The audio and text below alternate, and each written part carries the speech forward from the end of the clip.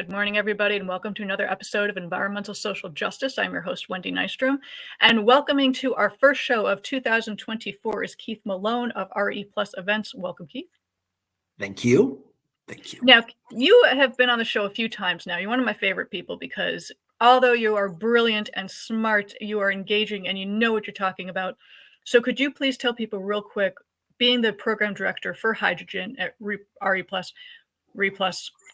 what do you do? So just people get a brief background. So really quickly, for 11 years, I work at the Hydrogen Fuel Cell Partnership here in California, formerly known as the California Fuel Cell Partnership. So I worked with hydrogen cars, buses, trucks, and whatnot. I've been driving a fuel cell car here in Los Angeles for about 10 years now. And back in May, I joined RE+ Events. Some people may know them formerly under their other name as Solar Power International, or SPI. And we produce the largest clean energy show in North America, really the Americas.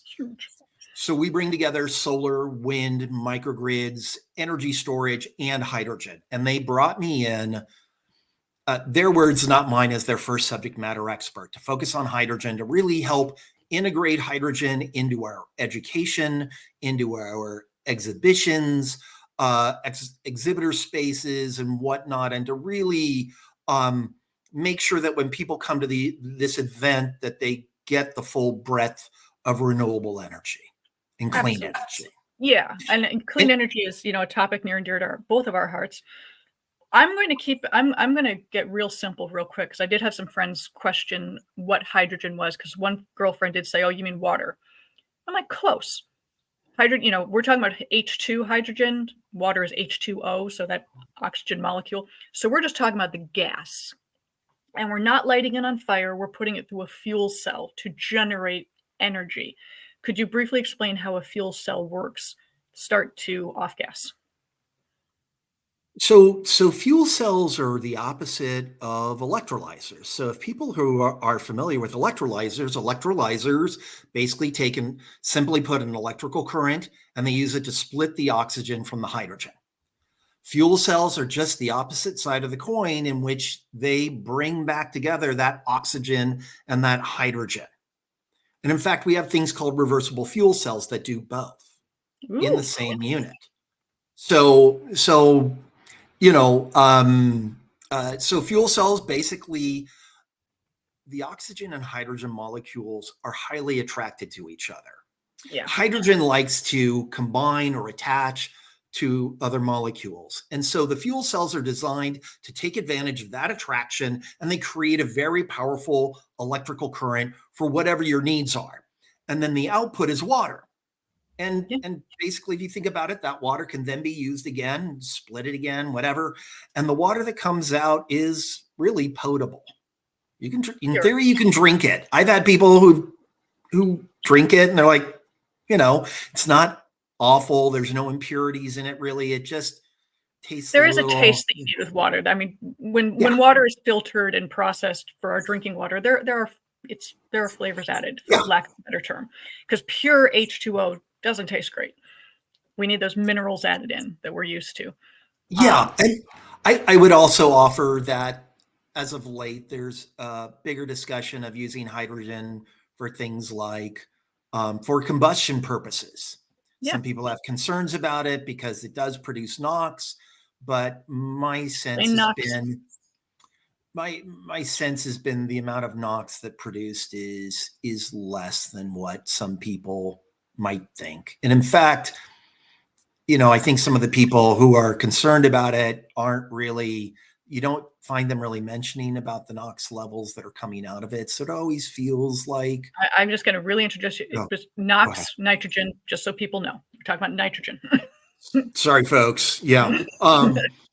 Yeah. So, you're talking about either an electrochemical process like in fuel cells, or combustion. In a few cases, we're beginning to see more automakers like Toyota, Cummins, Westport. Hell, we've even seen Porsche test a combustion engine Porsche about a year and a half ago, as I recall. Yeah. And Toyota's starting to race with one. So you're starting to see this sort of, because when I first entered the hydrogen realm back in 2012, no one was really talking about combustion anymore. And now we're seeing a discussion of it in a way that we weren't. So it's going to be interesting to see how this moves forward. And I think a lot of folks who initially poo-pooed hydrogen combustion are now looking at it a little more seriously as we're attempting to scale up all of these zero emission and extremely low emission kinds of vehicles. There's a more, I think, sober look at what are all the tools in the decarbonization toolbox that are available to us, and how do we utilize them, and what are potentially the best circumstances in which to utilize them. That's what, as you've said to me, that's one of the big conversations going on right now. And that's a huge, and just so people clarify, we were talking originally about, fuel cells, which is basically a reaction with the hydrogen, the oxygen. It releases energy, makes that energy, pushes your car forward. Combustion, you're actually igniting the hydrogen. So it's a little bit different. Think of it more like gasoline cars, where you ignite it, but you're not generating pollution. You're not generating exhaust fumes. It's still hydrogen. So it's just a new way of creating energy out of hydrogen. Very cool technologies that we're now working with. But let's talk about real quick, because a lot of people say, oh, hydrogen's no good for X, it's only good for Y. What would you say are some of the best applications to use hydrogen energy? Well, I'd like to refer to the slides that I brought. Sure. Let me just get my little cursor over there. There you go. We got slides. Okay, so this is a slide that really talks about what I was brought in to do at RE+, and I'm paid to talk a lot, read a lot, share a lot, connect a lot, and advise where needed. That's what I do, simply put. This is really the slide we want to kind of talk about for a moment, because some have said, hydrogen's a Swiss Army knife. And some have said just because we can use it, maybe we shouldn't. But, that said, I come out of the mobility realm, and there's been evolving this sort of agreement about where we think the two main zero emission technologies, where we think they will excel. Oftentimes we talk about battery electrics excelling in the light duty category for cars and pickup trucks. And as we shift towards the heavier duty cycles, heavy duty trucks and such, you see people talking more about hydrogen excelling, fuel cells excelling in those categories. But I also like to point out to people that while we think these technologies may excel in particular categories, it's not to the exclusion of the other. And I think that's the point, is that there are going to be circumstances where we're going to find a particular technology works better than the other, but it may be a particular circumstance, or it may be entirely in one category. Like hydrogen works really well here, batteries work really well here, or, here it's a mix. It really depends on the use case, where we're located, what are the resources. There could be any number of criteria, because a lot of times you've had people use, a colleague of mine up in Canada, in British Columbia, Matt Klippenstein, he works for the Canadian Hydrogen and Fuel Cell Association, and he's worked on plug-in electric, battery electric, as well as fuel cell electric mobility and other related projects. And he's really a thought leader when it comes to this discussion of the efficiency argument, because a lot of times people will bring up efficiency. Yeah, all the time. And it's great to have when we're talking about mobility, drivetrain efficiency. But I also, and others, like to point out that that is one of several criteria that needs to be taken into account, such as utility, or what works, productivity, and equally as important, resiliency. So you can, and to get into those arguments, it's like sometimes like you can have battery electric buses, which I refer to, and you've heard me say it before, they are the canaries in the coal mine. They're really the early adopters, not only when it comes to the heavy duty category, kind of harbingers of what's to come for heavy duty trucking on these on-road vehicles, but also for fleets. And in California, we're really, as always, we're the leader. We're the down payment on everybody else's clean air in North America. And so we've funded projects and programs, and we're now beginning to see the rollout of buses. We've gone from 3 transit agencies a couple of years ago who pursuing fuel cells in their vehicle mix to now 43. And we have data, we have the experiences of 3 key agencies, but increasingly more. But that said, you can talk about drivetrain efficiency, for example, till you're blue in the face, but if your buses aren't performing well in the heat of the Las Vegas summer or the extreme cold of, say, the Sierras here in California or even in Ohio, where we have a major transit agency operating fuel cell buses year round. So, there's a lot of criteria to be used. So I think we're still at a point in the realm of hydrogen and even batteries where kind of claiming one category is exclusive to one particular technology, I don't think serves us well.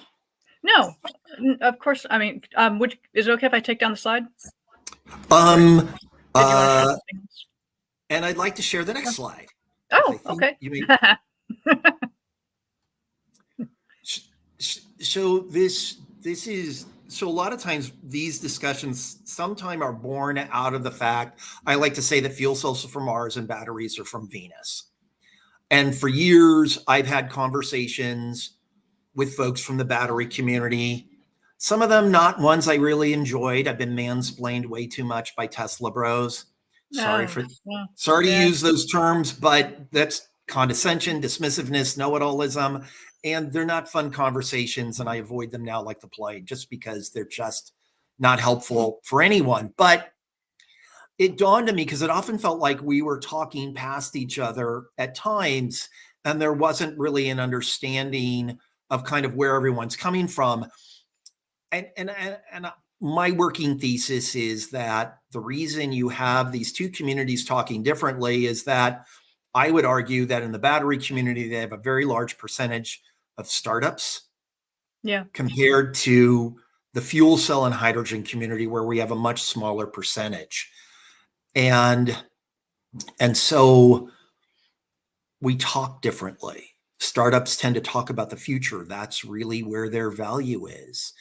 In hydrogen and fuel cells, I don't think we talk about the future enough. And I really mean the future of the technology, because we exist in this same universe of continuous improvement as batteries, because a lot of battery folks will talk about technology is getting better, it's going to get lighter, and we don't talk about, hey, by the way, fuel cells and hydrogen related technologies exist in this same universe.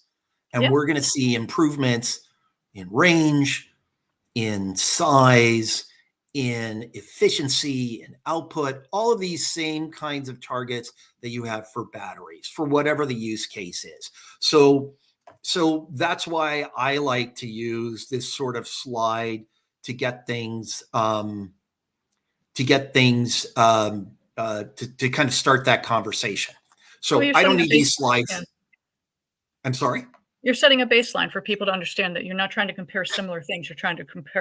You're explaining the differences and the benefits of both. And that maybe we talk because we have different histories and we come from slightly different places. Now, granted, there are startups in hydrogen. They talk about the future and they talk in a way that maybe the rest of us should be at times. But I often, I tend to, So I often am, obviously, as you can tell, I love to talk about hydrogen and what's happening. I am a hydrogen cheerleader, but I do like to think I have my cynicism and my realism that holds some things in check. I wouldn't even call it cynicism. You are a realist. Every time that you and I have had a discussion on hydrogen, and we've had discussions on hydrogens and batteries, electric batteries, you always not compromise, you collaborate. You will always hear someone through, you always hear what they have to say, you always have that open discussion. And you do understand that there is not one solution. We need a multiple level of solution, because people who I know say electric only, electric only, electric only. Well, right now in California, we have high winds going on, and a lot of people are getting their electricity cut off because they don't want down power lines to set off any fires. That's not a great solution if that's your only source of energy. So we need to work together to bring these people into the same playing field. You know, a lot of people like to use the phrase electrify everything. And Yeah. I feel like we're setting ourselves up for putting all of our eggs in one basket. Yeah. And I think we've learned from on the mobility side of the equation that maybe we shouldn't rely on one technology pathway, one decarbonization pathway exclusively. I think it sets us up for problems down the road. Absolutely. And you know, and the difficulty is right now we have a lot of people who are trying to look into the future, trying to figure out what works, trying to do calculations and whatnot. And some of it, we have a decent idea of where I think we're going, but I think some of it's a little hard to tell when you start making these broad generalizations and categorizations of technologies. And So, technologies is constantly evolving. I mean, this is constantly updating. There's new technologies being discovered. I mean, things are getting improved. Some things that we thought were great, not so great. So it's a constantly evolving process that we have to understand that, again, we have to look at all sides. and I think Clean Air Task Force out of Boston, they've been around for about at least 25 years. And they've said, I've seen on some of their stuff where they talk about some of the technologies we're going to need haven't even been invented yet. No. You know, at best, maybe they're early on in the labs and whatnot. But again, you know, to talk about the future of the technology, there's some fascinating stuff. I mean, we know in the labs, including Caltech at the Resnick Center there, you know, everybody's looking at artificial photosynthesis. You know, Yeah. how do we create these solar fuels?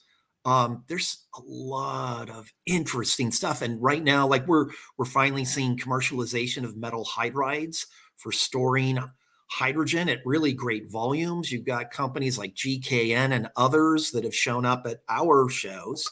It's you know, some really fascinating stuff that's coming to market, some that, you know, isn't quite there yet. I mean, geothermal is just a whole category that we're now beginning to see emerge. It just seems like the technology is improved. I was listening to NPR yesterday with one company, I think it's Dandelion Power, and what they're doing, just some amazing things going on across all the decarbonization pathways. So I just love the brain power that's out there. Is it okay if I take down the slide again? absolutely. Okay. No, the tech that's out there and the inventors and the entrepreneurs, which is why I interview so many of them, there are so many brilliant ideas out there and so many smart people who are thinking outside the box and just thinking of new ways to generate energy that we never thought of. And I'm really excited. Like your the RE Plus events that you have. The next one's going to be in Anaheim, right? Did I get that right? So our next big show Yeah. is in Anaheim in September. Yeah. As you may recall from this last September in Las Vegas, we had 40,000 people, which was, you know, which is reflective of the Inflation Reduction Act, as well as the bipartisan infrastructure law and the investments that have been made there. Wow. We're expecting large crowds again.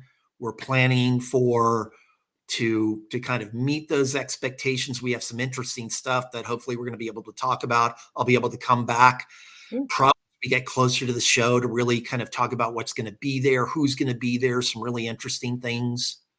You know, I'm going to nerd out big time. and I'm hoping to come back to you in the next couple of months because I think we're going to have some other interesting projects that I can't talk about that are in the works. I think you'll like. That's all I Oh, can yeah. say. Sorry to Oh, tease. My apologies to everyone. But yeah, some really exciting stuff coming up, you know, but we've got other events. I'll be going out to Hawaii in 2 weeks. We've got our first Hawaii regional show in March. We've got one in Northern California in Santa Clara. oh, nice. We've got one actually happening this week down in San Diego, Community Energy. Oh, And wow.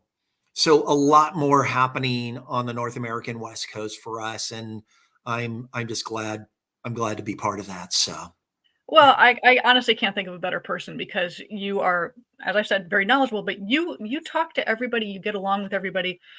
I mean, even when people, as you said, some of the less than savory people who mansplained you, I am sure that you were extremely polite and kind with dealing with that, which most people are not, because you understand the power of collaboration, because we're I, not going to get anywhere without that. I try, but sometimes Oh, I know. I've been there. you I know. try. I like to think I try and go in with the best effort to disengage or minimize, but that's the nature of having public facing jobs. And every once in a while I blow it. I can be a little ornery, adorably ornery, I hope, but Adorably you know, ornery. oh yeah, yeah, yeah, yeah. Oh, I've been there. I've had people yell at me about things as well, and I mean, one time in particular, it was an event I was not hosting but working, and someone just decided to go off on me, and I said, "Well, you have a nice day," and I excuse me, and I had to go because they didn't like the term climate action adaptation plan. I have no control over that, just so people know. That is sort of a universal term, and I was getting yelled at, "How dare you choose that term?" I'm like, "I didn't." It I had nothing to do. So that's what when people wonder what we're talking about, this is the kind of stuff we're facing, folks. We're dealing with people yelling at us over things we have zero control over. And when we're trying to talk logic and reason, that just goes out the window. So we do the best we can. it's the dilemma we all face today. How do you have thoughtful conversations? How do you have disagreement in a way that is where you can build trust, show kindness, um, be willing to say, "Am I wrong?" I do it all the time. I mean, And all the time. I you was like, know, did I get that right? And again, with these technologies constantly changing, I mean, the first time I heard of, talking about hydrogen fuel cells, the first time, which we're going back quite a few years, I was thinking combustion. I'm thinking, oh, so they're igniting the height like jet fuels, like rocket ships. No, not at all. I did my own homework. I did my own research. I looked it up. I'm like, oh, my initial thought was completely and utterly wrong. Now, mind you, we did discuss that combustion is coming into play, but under conditions that are still being tested and worked through. So we all make mistakes. I mean, I try to keep up to date on things. I still get things wrong all the time. It's okay. I try to tell people that it's okay. well, and we're seeing those kinds of conversations right now because the IRS released a couple of weeks ago the tax guidance for the hydrogen production tax credit. Yes, I was on that Oh, webinar with you. You and I took the same webinar. yeah, by the Charge program out of Washington State University. And there is a lot of discussion going on as to what's the best way forward for really putting. Oh, this is a great time. Can we bring up the slides again? I have a slide that I'm testing on people because it's trying to get people to kind of think about the fact that we're leaving this old paradigm of hydrogen. And folks, this may not this is an evolving slide. I'm having people look at it and talk about it, but we're leaving this old paradigm of hydrogen. Hydrogen primarily from natural gas, made by industrial gas companies for very specific markets, for hydrogen production plants that are built specifically, like many of these plants are built knowing exactly who's going to take that hydrogen. And we're moving into this new paradigm where we finally have policy carrots and sticks to really drive renewable hydrogen, zero carbon hydrogen, and extremely low carbon hydrogen. And these new markets, these new entrants, and these new companies. This You is know, great. yeah. And so I'm hoping for something prettier down the road, but I think it's important to keep this in mind because a lot of folks will come to public events and they'll go, most hydrogen's made from natural gas. And it's like, no surprise there.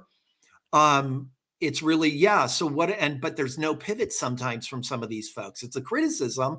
And it's like, how do we move forward? And how do we create the right incentives? And there's Yeah. some people who have this, it's the oil and gas industry and they need to be punished. And I'm like, remember, electricity used to come from coal plants, still is in some cases. They were the Yeah. bad girls and boys. And how did we do that? And how did we resolve that and get that moving? And we put the electric grid on this pathway in steps. And with hydrogen, we're now beginning to see that. And now the question is, how do we do that? And there's a lot of discussion, and someone, what I call perfect, and others want a more kind of stepped eventual process. So and I'm giving it a very light treatment. I'm not an expert on this. There are others who really can talk about this. And in fact, I'd be happy to help you connect up with folks if you really want to talk with someone for perspective. Oh, absolutely. I mean, I like the step idea because I keep telling, I'm a huge renewable energy fan. This is obvious, but it's not going to happen overnight. We need these steps to happen. We need, because not everything's going to be perfect out the door either. We're going to find out, oh, that didn't work as well as we thought. We should tweak it and change it and modify it and do this instead. So we need to have those steps to find out what's worked, what doesn't work. That's progress, in my opinion. So it's and then I want to go to the next slide, and we'll leave it. We can just leave the slides in a moment, but a lot of activity going on, and I want to, I'm now going to go back to an earlier slide. Let's see if I've got it. Here we go, because it really builds on how did we get here. Neat. Okay. Because some people are going, it's all hydrogen hype. That's all that it is. And I'm like, I beg to differ. I mean, one of the things in my job for 11 years, I've been trying to track, hear those words, what's been going on in hydrogen. And in 2012, there wasn't a lot happening, very easy. And by about 2017, I remember on Twitter declaring, you can't keep up with everything. It's not possible unless it's your full-time job. And even then it's hard. Yeah. But we started to see an uptick in activity in 2016, 2017. We thought we'd see something happen in 2020. And I'll tell you, our big show that we had in 2019 in Salt Lake City was an early indicator, because we opened the doors the first day of RE+. One of the first sessions was an electrolyzer session, and we were kind of gobsmacked because about 80 to 90 people showed up. Most of them we did not recognize, because typically before that, it was usually the insider showing up, preaching to the choir. Mm-hmm. And we knew something's happening. There's a shift. Yeah. And I think what had happened was, batteries are going to play an incredible role in energy storage, but there was a recognition, I think, at that point that maybe they couldn't do everything. We needed what does long-term and really deep storage in the realm of terawatts and petawatts of storage. We talk about the petroleum reserves we have here in the US. What's that going to look like if it's not petroleum? It could very well be hydrogen. Again, you hear my words, could very well, tentative language, but but there were really 2020 was an amazing year. And it wasn't because of what we think it is, which I talked down below, these key drivers, because in early 2020, we started seeing announcements before COVID, before the invasion of Ukraine, that really had us a little blown away. I'm sorry, I can't remember what those were, but there were some, it was like, okay, it's starting to happen. But then obviously COVID happened. We started to see the stimulus packages, and they're like, we're going to use this for the energy transition. Then Russia invaded Ukraine. Europe's been really trying to cut off all Russian natural gas. Hydrogen is part of that strategy. And so, so when people talk about hype, I mean, of course, anything new, you're going to see that element, but by and large, the ground was being laid for what we started to see in early 2020 and beyond. And so when I hear people complain, they talk about the hydrogen hype, I'm like, I'm a little cynical. I can see instances, yes, but by and large, no. I beg to disagree based on what I've seen. I could be wrong, but I don't think so. I think I've seen enough. I think you're right. I mean, again, I am a hydrogen fan. I've made no secret of that. I think that, having a hydrogen car would be awesome and peppy and amazing. And some of the brands that are coming out look amazing as well. So they're very good looking cars. And when people, the difference primarily with electric and hydrogen, I mean, electric, you are storing that energy. You are using a stored battery of energy. Hydrogen is generating the energy as you go. And, depending on how much hydrogen you have in your tank, depends on how far you go, just kind of similar to petrol. There's room for everybody on this playing field. If you don't want a hydrogen car, then do not get one. If you have the ability to charge at home or have access to a charge port, awesome, go for it. People say, oh, there's nowhere to pump hydrogen gas, hydrogen gas stations. Well, they're building them. There was a time where you couldn't fill your petrol car and you kept cans in the back of the truck or your vehicle, whatever you're driving. It's progress. It's what we need to do. It's coming. And if you don't like it, you don't have to do it. You don't have to buy into it, but don't stop other people that do want to explore that avenue. I mean, agreed. I would also offer, a lot of times people want to compare the zero emission pathways. And if you want to take down this slide, you're more than, I don't have anything else really. I think we're back. I might. I've got extra slides just in case. But that said, I think a lot of times what happens is people are trying to make apples to apples comparisons, especially in mobility, that don't always hold up. At about the 60,000 foot level, infrastructure, same issues, but as you get closer to the ground, they are vastly different. And it depends, as you said, it depends on where you are and what your resources are, and even topography plays a game in this. Are you how hot are you? How cold are you? Are you hilly? Are you mountainous? All of those have to be taken into consideration, and you get what works for you in your situation. And as I like to point out thoughtfully, every pathway forward has its challenges. Yes. And I will be a little mean. I apologize in advance, but when I get criticisms from folks who love batteries, I have neighbors who do, and I'm like, good for them. And I just like to thoughtfully point out, people live in glass houses, shouldn't throw batteries, and vice versa. And that's a mean. I know it's a mean. I know. I apologize, but I'll let you have that as a pass. You get a pass for this one. Sometimes just there are challenges. We're having them right now in hydrogen mobility for cars. We have, the cars are great. The fueling infrastructure, we really early on here in California, we focused on synchronizing the rollout of vehicles with stations. Maybe we should have also focused on hydrogen production. We're now that's now happening. And then of course with the hydrogen hub efforts, the funding for them, the production tax credits, there's all of these things coming forward that really are incentivizing the production of hydrogen. And again, I'll go back to the transit buses.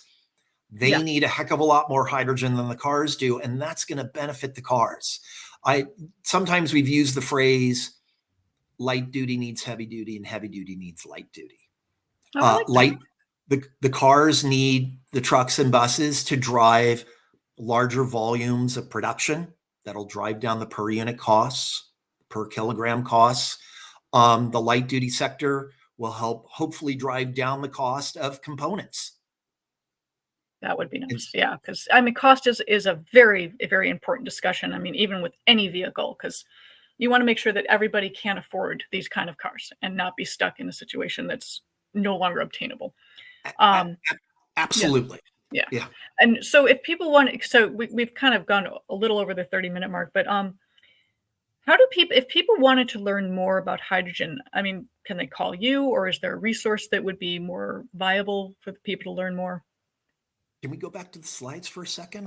We can go back to your slides. I may have a slide for them that can help. So a couple things. One, you can follow me on LinkedIn. I don't think I post aggressively anymore, but I post on a regular basis.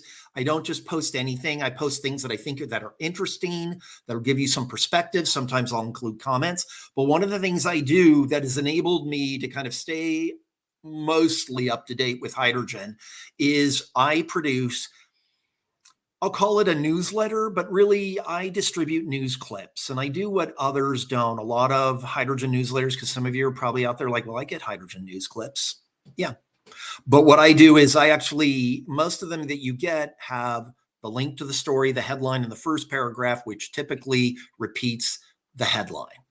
And I go through and I read the whole story and I include excerpts that I think are interesting. Sometimes it's this exact same story as the one above it, but there was something in there that's different that maybe I think you need to see. And sometimes I'll include notes.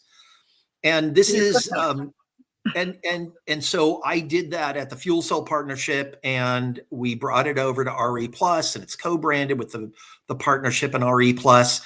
I did a survey. I have over 500 people who get my general hydrogen news, and I've got some other more specific lists, but we did a survey of, these 500 people. We got about 55 people responding back, which was a really good sign. And we got some really good responses. I was blown away. That's absolutely awesome. Just humbled by, and especially by the comments. So a lot of times, folks, you may not, and I send them out about once a month. It's not what you might call timely, but a lot of people report, you send me things that I wasn't aware of. And I really appreciate that part. That's fantastic. So I do send out a lot. It's a read, but I've tried to create it in such a way that you can go through and go, oh, got it. So you can find me on LinkedIn, send me a note, and you're welcome to put my email in the descriptor for this interview, Okay. Wendy, if you want, and you can reach out to me. Just know I'm kept busy, so I'll try and respond as quickly as I can. So there you are. I think that's wonderful, and I appreciate the fact that you're sharing all of your personal information too. Guys, I'll send you his text number. No, I'm kidding. I won't do that. I'm not that evil. But no, Keith, thank you so much for your time. Your knowledge is incredible. Keep doing what you're doing. And for heaven's sake, please come back with those updates. I want to know what you're working on, because you have you've triggered the nerd in me that I really want to know what you're working on. I want to know these new things. So I'm probably going to be pestering you, and you're just going to have to shove me away. So I like to be pestered. On that, guys, I'm Wendy Nystrom, your host with Environmental Social Justice. Thank you so much, Keith, for the first show of 2024. You are awesome as always. I appreciate you. You guys take care.